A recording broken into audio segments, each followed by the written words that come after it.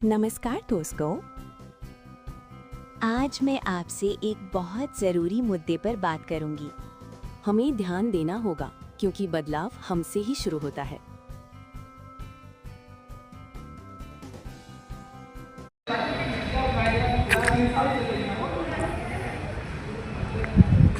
ये है as jubilee inter college Mirzapur. 3 अप्रैल 1885 को इस भवन का निर्माण हुआ। बाबू बेनी माधव दास ने उस समय 30,000 रुपये दे करके विश्वविद्यालय की बिल्डिंग बनवाई थी। आज 140 साल पुराना यह भवन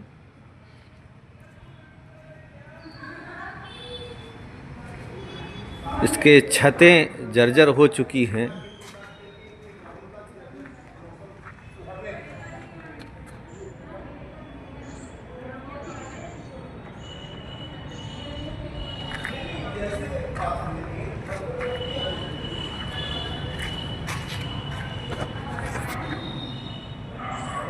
ये देखिए कमरा नंबर 3 है। इसमें कक्षा 8 संचालित होता है।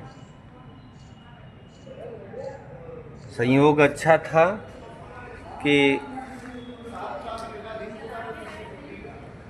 समय 6:25 का था, जिसके 1 घंटे बाद प्रार्थना होती और बच्चे क्लास में जाते।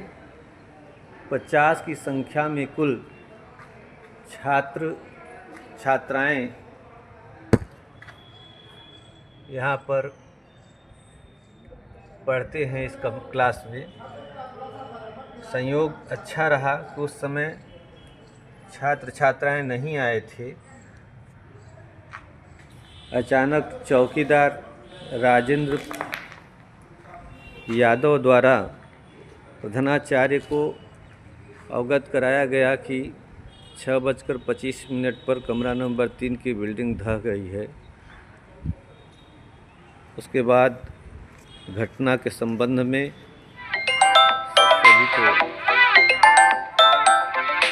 इस बात की जानकारी दी गई, उच्चाधिकारियों को अवगत कराया गया और आज विद्यालय में बच्चों की छुट्टी कर दी गई है।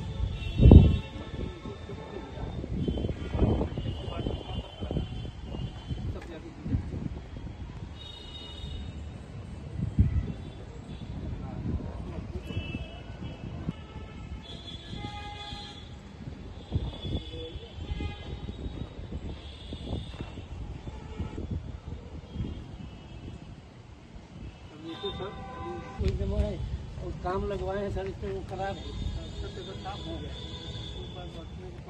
छब्बीस घसिया पर 26 लाख रुपये दिए हमको।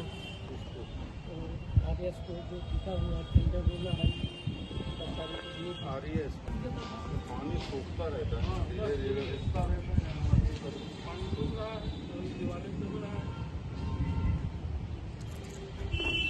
ये अपना परिचय बताएं।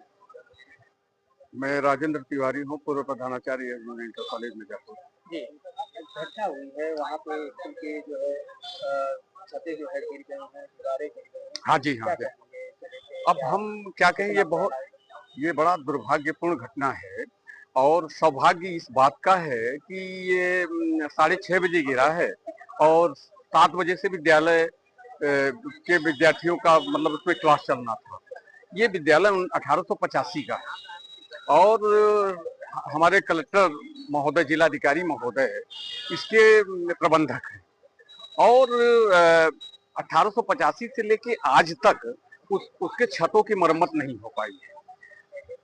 अभी मेरे संज्ञान में आया, क्योंकि मैं अवकाश प्राप्त कर चुका हूं, लेकिन विद्यालय में गया था तो मेरे संज्ञान में लाया गया है कि प्रोजेक्ट अलंकार प्रोजेक्ट के तहत 1 करोड़ रुपया इसमें आया है 6 महीने पहले से, और वो क्यों नहीं उसका मरम्मत हो पाया आज तक मुझे नहीं समझ में आ रहा है कि जिसके जिलाधिकारी महोदय प्रबंधक हों और वो 6 महीने से अगर उसकी नहीं हो पाया, मरम्मत नहीं हो पाई, वो आज ये बड़ी बड़ी घटना घट गई, तो वो इससे बड़ा दुर्भाग्यशाली बात और कुछ नहीं हो सकती। जैसा मैं लग रहा है। एक बात, दूसरे की बात ये, आप समझिए कि अगर आधे घंटे के बाद ये घटना हुई होती तो 60 विद्यार्थी उस कमरे में रहते, क्या होता? ये तो माँ सरस्वती या माँ भगवती विंध्यवासिनी की कृपा थी कि ये घटना होते होते बच गई। अच्छा, इसकी लापरवाही या इसकी जो है जो हुआ है, लापरवाही तो हम नहीं कह सकते कि लापरवाही है, लेकिन इतना तो जरूर है कि अगर इस पर लिखा जा रहा था कि 1885 का है, चू रहा है, इसकी मरम्मत होनी चाहिए। हमें जहां तक बताया गया है कि वर्तमान प्रधानाचार्य ने भी, मैं जब था हमने भी इस पर बड़ा काम किया था, और अच्छा लगा कि उस समय प्रबंधक हमारे थे, सिटी मजिस्ट्रेट को कार्यभार मिला था विनय कुमार सिंह जी बड़े संजीदगी के साथ इस पे लगे हुए थे। तब तक वो उनका भी ट्रांसफर हो गया, मेरा भी रिटायरमेंट हो गया, क्यों नहीं हो पाया, लेकिन 11 एप्लीकेशन दिए गए हैं, इसके प्रमाण है।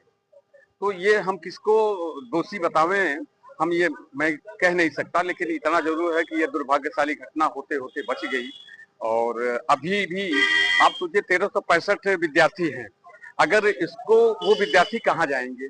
अगर इसको ध्वस्त कराया जाएगा, जर्जर बताया जाएगा, उसकी मरम्मत नहीं होगी, तो ये 1365 विद्यार्थी कहाँ जाएंगे? उनको कहाँ एडजस्ट किया जाएगा? अध्यापक बड़ा डरा हुआ है, वो अंदर जा नहीं रहा है, घबरा रहा है, टीचर रूम में नहीं जा रहा, आप जाके देखेंगे तो बाहर बैठे हुए हैं। ये परिस्थिति तो है। शासन प्रशासन से ये है कि कम से कम जब पैसा आया हुआ है तो उसको युद्ध स्तर पर उसका मरम्मत कराया जाए। दूसरी की बात ये कि घटना होने के बाद भी अभी तक कोई प्रशासन का कोई इंजीनियर ये नहीं गया कि जो इस बात के लिए आश्वस्त करे कि विद्यालय में का जो अन्य कमरे हैं वो मजबूत है, जिससे हमारे अध्यापक जाके पढ़ा सके, विद्यार्थियों को हम बैठा सके। इस बात का एश्योरेंस देना ही चाहिए। पुनः फिर अपना परिचय बताएं। राजेंद्र तिवारी, पूर्व प्रधानाचार्य, जुबली इंटर कॉलेज। बहुत पुराना विद्यालय है, इसका एक ऐतिहासिक और उसका महत्व भी है। एक पक्ष में कि वो मर्डर और पटिया पर बना हुआ कमरे हैं, उसमें एक कमरे की छत गिरने की दुर्भाग्यपूर्ण घटना सुबह हुई थी, और उसके अलावा उसमें पूरे विद्यालय का निरीक्षण किया गया है। तकनीकी रूप से भी उसका निरीक्षण कराया जा रहा है, और विद्यालय में विद्यार्थियों की सुरक्षा और अध्यापकों की और कर्मचारियों की सुरक्षा की दृष्टि से जो भी कमरे सुरक्षित पाए जाएंगे उनकी कक्षाओं का संचालन नहीं किए जाने के निर्देश दिए गए हैं, और जो सुरक्षित कमरे हैं उन्हीं में टाइम टेबल एडजस्ट करके विद्यालय को चलाया जाएगा। उसके अतिरिक्त जो असुरक्षित कमरे हैं या जिस कमरे का छत गिरा हुआ है, तो प्रोजेक्ट अलंकार के तहत इस विद्यालय को लिया जा रहा है, जिसके लिए एक विस्तृत कार्य योजना बनाई जा रही है, और ये विद्यालय इससे पुनः अपने मूल स्वरूप में जो हिस्सा उसका पुराना हिस्सा है, आज़ादी से पहले का और काफ़ी पहले का विद्यालय है, तो उसको भी सुरक्षित रखने के लिए जरूरी कार्य किए जाएंगे।